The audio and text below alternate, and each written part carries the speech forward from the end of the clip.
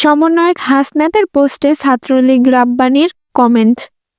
চাঁদাবাজি ও দুর্নীতির দায়ে নিষিদ্ধ সংগঠন ছাত্রলীগ থেকে সরিয়ে দেওয়া সাবেক সাধারণ সম্পাদক গোলাম রাব্বানীকে দেশে আসার আহ্বান জানিয়েছেন বৈষম্য বিরোধী ছাত্র আন্দোলনের আহ্বায়ক হাসনাত আব্দুল্লাহ। বুধবার রাতে আওয়ামী লীগ নিষিদ্ধের অংশ হিসেবে দলটির নেতাকর্মীদের বিচার চেয়ে ফেসবুকে পোস্ট দেন হাসনাত। ওই পোস্টে নিষিদ্ধ সাংগঠনিক সাবেক সাধারণ সম্পাদক হাসনাতের বিচার করা জরুরি বলে কমেন্ট করেন।